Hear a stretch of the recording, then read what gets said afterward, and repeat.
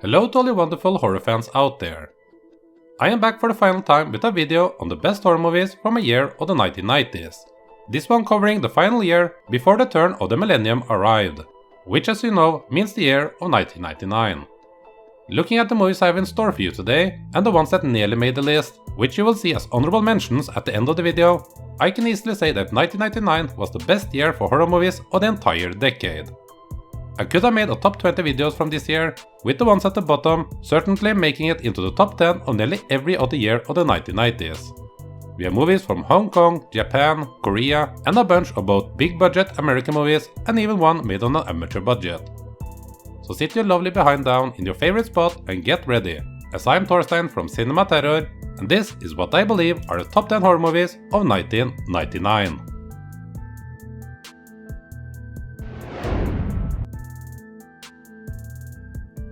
Let's start out with some wacky Hong Kong horror comedy, as at number 10 we have Last Ghost Standing. This one takes place on New Year's Eve, where an unnamed cinema is having its final screening, before closing down for good. Young works as a projectionist at the cinema, and he brings his lovely girlfriend Yu with him, so they can sort of have a date while he also finishes up his final shift. But this evening will not go as planned, as evil itself unleashes upon this cinema, bringing with it a plethora of scary monsters all the way from hell. Last Ghost Standing was a totally unknown movie for me before I decided to watch this in preparation for this video, and what a pleasant surprise it was. This movie is basically a silly Hong Kong version of Demons and Evil Dead 2, all mixed together. We have flying decapitated heads, a third monster, something that looks like oversized alien fetuses, and much more. We get plenty of horror movie references, even to the point where the film is directly remaking a famous scene from Evil Dead 2. And a ghost-busting dude shows up with a prosthetic nose with the character name of Jackie Chan. So yeah, if you like lunatic cinema, then make sure to hunt down Last Ghost Standing.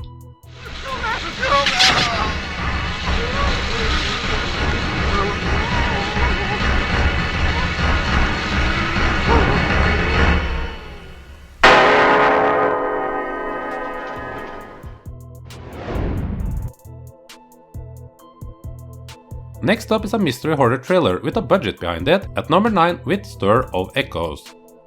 Kevin Bacon plays a guy named Tom Witzke, who at a party one evening agrees to be hypnotized by his wife's sister Lisa.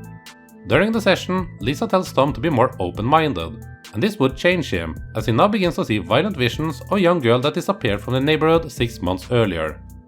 Stir of Echoes is both written and directed by experienced filmmaker David Koepp, and features one of the best performances delivered by everyone's favorite Bacon, and also has the always lovely Illeana Douglas in the role of Lisa. It has a great mystery that gets you engaged and excited to see it reveal itself, and there are parts that even manages to get really creepy. It borders the line of dark atmosphere of 90s thrillers with horror elements, and I'm surprised that this one is not brought up more often today. I guess a good reason for that is that this film got a bit overlooked by a much better received Hollywood film featuring ghosts, which we will get back to later. So if you never got around to checking this one out, then I absolutely recommend that you take a look at Stir of Echoes. He can't stop it, he can't slow it down, he can't even figure it out. No! Whatever door you open in my mind, I want you to shut it.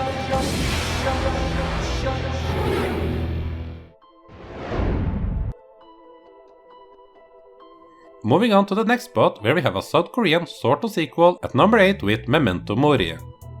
This is a second entry to the Whispering Corridor series. The story is once again set at an all-girls school, where the death of a young girl set the stage for strange, unexplainable events.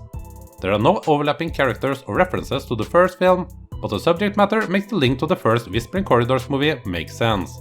It's almost like a second try on the original film, where they took a similar premise and tried to simply improve upon it, which many will say they succeeded in doing. Memento Mori also focuses more on the drama aspect, this time mostly on the same-sex relationship between some of the girls. And while the horror part does come into play later on, it is not as strong as what many horror fans might have preferred. I found the story between the main two girls to be quite touching. While I do think that I prefer Whispering Corridors, I will say the same to Memento Mori as I did for that one in the previous video. If you are a fan of Korean cinema, then Memento Mori should be on your must-see movie watchlist, I would not be surprised if you end up loving it more than what I do, and even prefer it compared to the first one.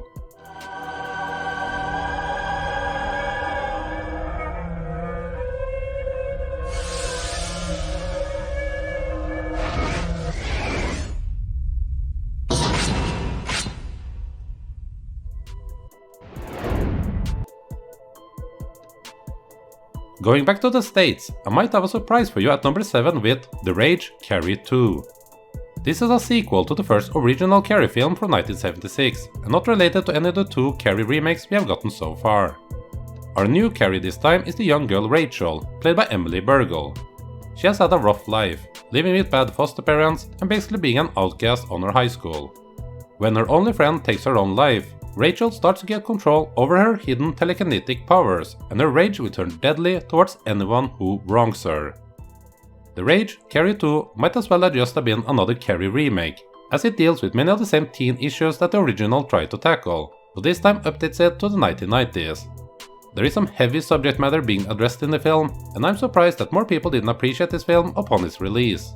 But also, sequels or remakes were not looked at the same during this time period as it is today.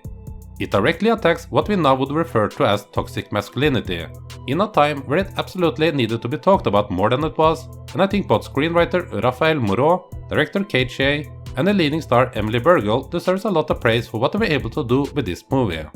If you overlooked this simply because it was another 90s sequel to a Stephen King adaptation, then I urge you to reconsider and spend some time with The Rage Carrie 2. Runs in the family. The Rage Carrie 2.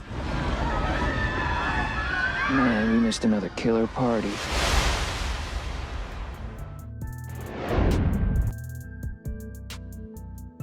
We go from Rage to Undying Love, as at number 6 we have an entry all the way from Thailand with Nang Nak.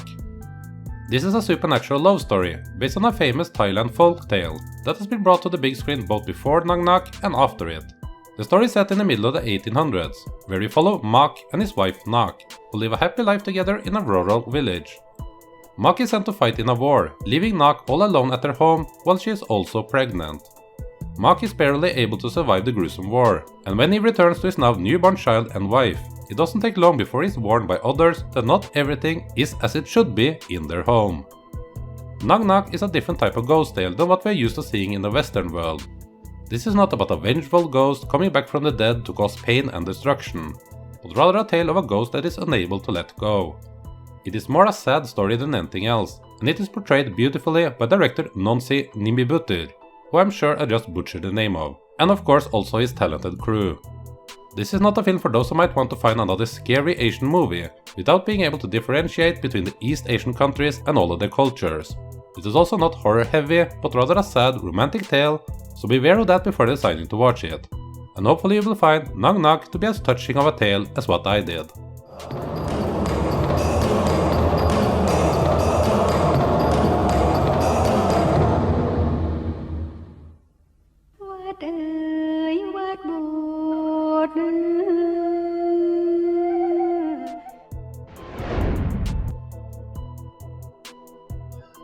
From a religious heavy horror film from the East and to another back in the West, we have at number 5 Stigmata.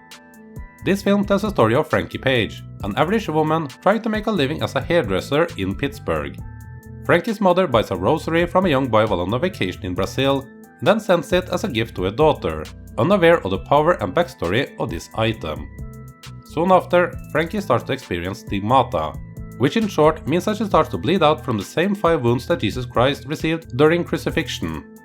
The Vatican sends Father Andrew Kiernan to investigate, and he has to figure out the meaning behind these events, not only due to this being his work assignment, but also to save the life of Frankie. Stigmata is a horror film that didn't exactly see the best reception upon its release, but I've always had a soft spot for it, even though I can easily see why others do not. I think I enjoy it so much due to it taking a different route in terms of a religious horror film. You don't get the usual demon possession or exorcism scenes that we normally see, and I also like Patricia Arquette as Frankie and Gabriel Byrne as Father Kiernan. In fact, I liked it so much that I've done a whole video about this film, so if you are curious about this one, then check that one out. I think that Stigmata might be a hit or miss for some, but that in itself should make it worth giving a chance. How days, Father? How's your faith these days?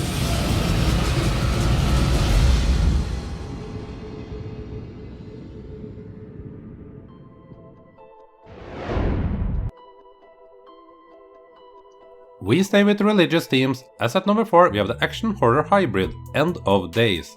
And yeah, I've done a video about this one as well. None other than Arnold Schwarzenegger shows up in this as the depressed, down on his luck detective with the action hero name of Jericho Kane. He gets himself tangled up in the most important event of mankind, as Lucifer himself is returning to Earth to impregnate a young, innocent woman during the final hours before we enter the year 2000, in order to bring his son to life and cause the End of Days. End of Days feels like a pure religious horror movie that was slightly altered due to the involvement of Arnold. The mixture of action and horror worked very well for me in this one, much in thanks to a more serious performance by Arnold, and also because of the fun performance by his adversary, Gabriel Byrne as Satan.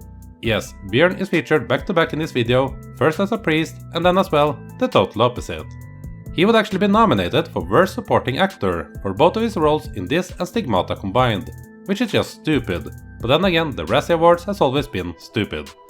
So-called serious critics might have hated End of Days, but I think this is just a great film that manages to balance several genres, keeps it engaging and thrilling from start to finish, and is able to keep it from being a normal action movie vehicle for Arnold to spout one-liners and kick ass. End of Days might not have brought forth the son of Lucifer at the end of the last millennium, but it does deserve to arrive at anyone's DVD or Blu-ray shelf, so make sure to check this one out.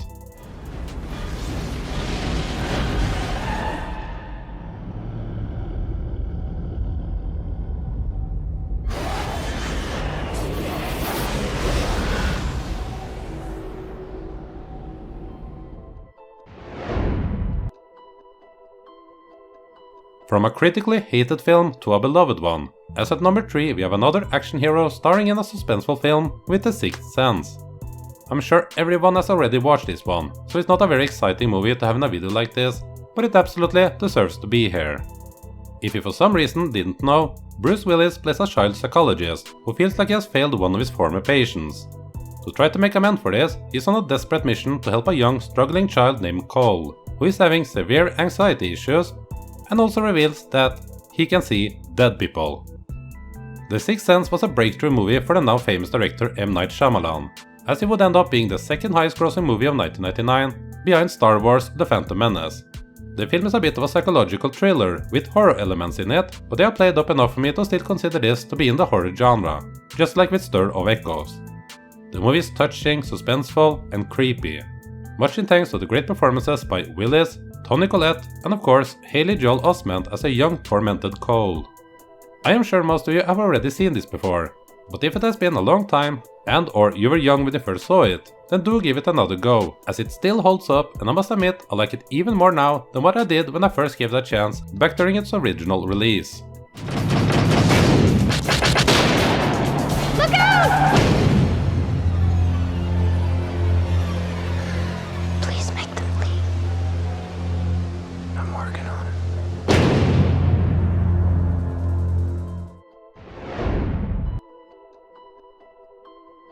At the runner-up spot, we got an amateur movie turned worldwide sensation with The Blair Witch Project.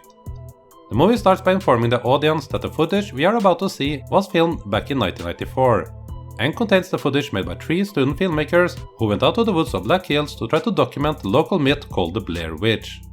They were never seen again, but the footage was later discovered, pieced together and then presented to the world.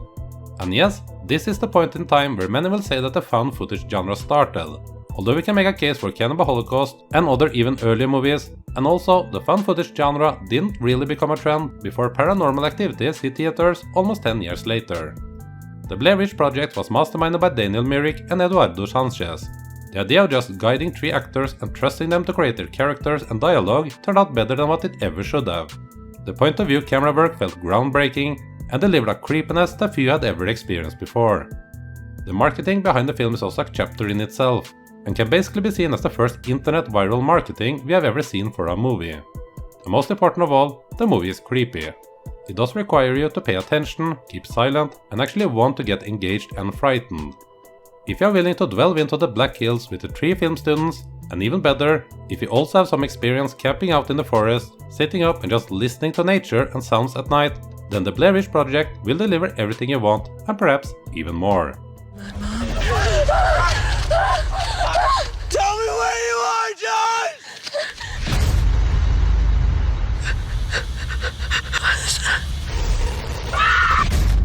I'm gonna die out here.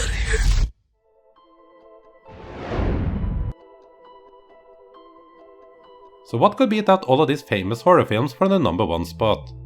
Well, the brilliant Japanese filmmaker Takashi Miike had a special one up his sleeves with the best horror film of 1999 called Audition. Businessman and widower Shigeharu Aoyama has been alone for 7 years after his wife tragically passed away. He takes advantage of his position at his company by setting up a phony audition to try to meet new women. But his final show's Asami comes with much more than what he could ever have imagined. Audition is not a normal horror film, or even a normal Takashi Miike movie, if that even exists. This is not a film that will attempt to bring a scary atmosphere or jump scare you. Instead it goes for making you uncomfortable until your bones start to itch. It plays out like a dark drama until some of the worst torture scenes you will ever see are put on the table for you. They are not done by showing as much guts or gore as possible, but rather with effective, restrained filmmaking that will get under your skin and you will never want to hear the words ever again. The restraint that Miike shows here is quite interesting, as much of his other work at this specific time went very over the top with the violence. But for those familiar with more than just his famous and violent movies, this shouldn't come as a huge surprise, as this guy has a lot of range. I have a video up on my channel about his earliest work, if that should interest you, and I'm more than happy to be able to put one of his movies at the very top here, as he rarely dipped his toes into the horror genre. Audition deserves all the praise it has received and is in my mind the very best horror film of 1999. 足がなければどこにも行けないでしょ。痛い？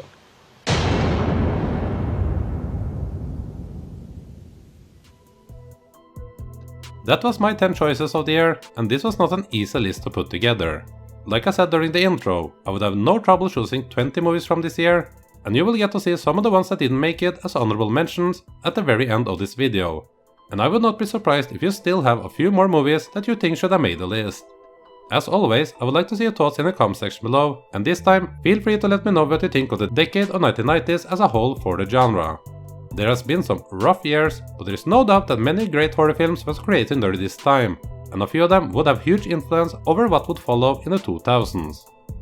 Long-time subscribers to this channel might remember that I asked if I should go forward with the 90s or rewind back to the 1970s after I was finished with the 1980s. And for those that might be wondering what is next in terms of top 10 videos here, I can tell you that the 70s will be next for me. But before that, I hope to take one little look at the awesome 1980s again, with a big project that I'm sure will take a lot of time to finish, and honestly don't know if I will be able to get completed in a decent amount of time. We'll see. I hope you are enjoying these type of videos. They're a lot of fun, but also a lot of work. So any support in terms of pressing the like button, leaving a positive comment, sharing or whatever is always appreciated. I will leave you with the rest of the honorable mentions. A big thank you for watching, and as always, have a lovely, lovely day.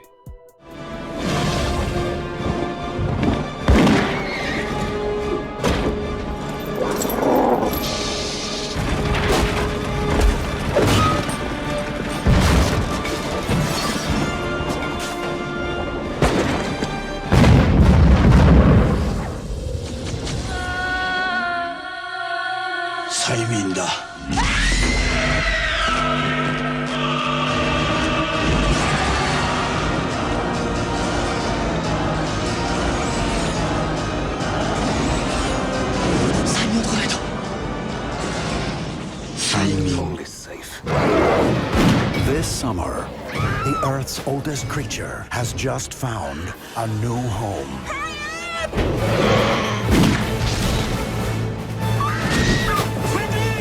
Go under! Lake Placid. Eat to live. Don't live to eat.